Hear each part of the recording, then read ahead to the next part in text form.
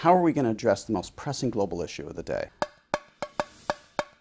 You guys are here because you're interested in the present. And you're here not because the present is in such wonderful condition. It's not because you're all really happy about our environmental future.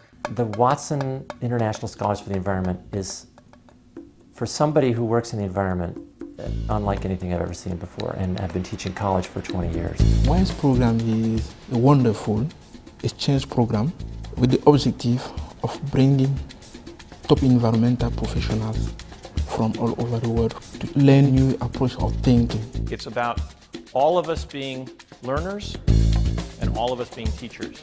This is not a one-way street in any sense of the word. We have collaborated on faculty level. We've collaborated on projects while people have been here. So it's very much designed to be an exchange. The structure of the program is that there's a core course this year taught by Nancy Jacobs on environmental history in Africa.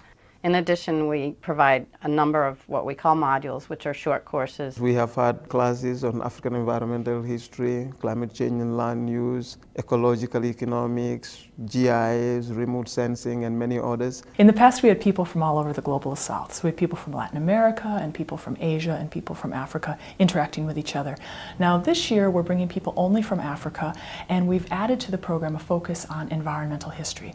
What we want to do in the future is broaden the scope of the program again and bring people from all over the global south, but retain that emphasis on the social and historical context of environmental issues. Environmental knowledge has to be locally embedded, but there are opportunities for learning across the world that are really terrific. For example, the colleague from Botswana shared with us her publication on cultural heritage. I sent this publication back home to my colleagues who are working on cultural heritage, and they really appreciate it, and then would like to get in touch with her and establish a working relationship with her. First and foremost, the collaborative links. Already I know people in the United States whom I can work with. Another really valuable component of the program is counterpart visits.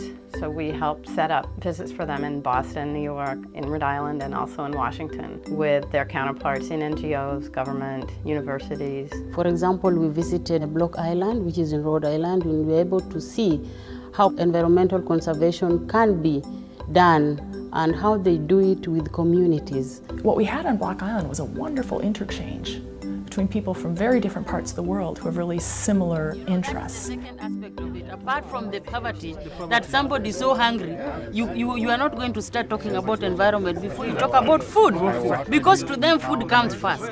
Although we have a global platform where we can share experiences, but on the ground, issues of environmental concern are very differentiated. I teach a module on environmental and ecological economics. I think I learn as much from them as they learn from me, because I'm developing theories about how economics could be used to benefit the environment. They're out there on the front lines actually dealing with it. These are highly accomplished people with jobs of huge responsibility. They don't get breaks normally. And when they come here, they're given an opportunity to step back. You know, the stress back home, it keeps you so busy, and like you have so much pending. Whereas here I have the space really to reflect, but also away from your everyday, even social context. I've been on my job for 1.5 years, and you just come into the job and you find how people do their things, and you kind of just go into it and start doing the things the same way. So I think it's a good time to sit back and think what are the things we really do and what are the things we can do differently.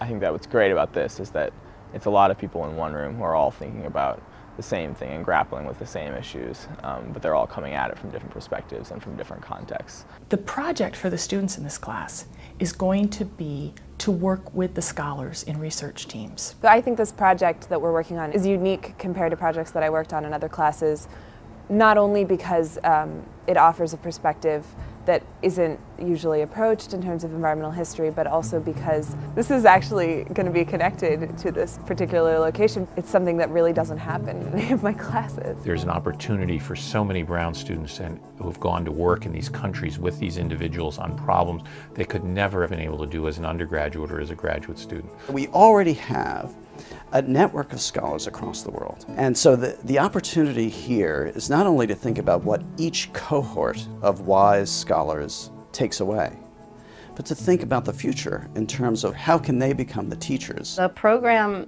alumni workshops that we've funded have taken place in India, Nepal, Nigeria, China, Cameroon, and a couple of other countries. You never know when you teach where the ripples will go. We've got a proven model in this program that enhances the work of environmental thinkers and leaders from around the developing South. They'll leave here having gained new insights into environmental issues and having taught us a lot too.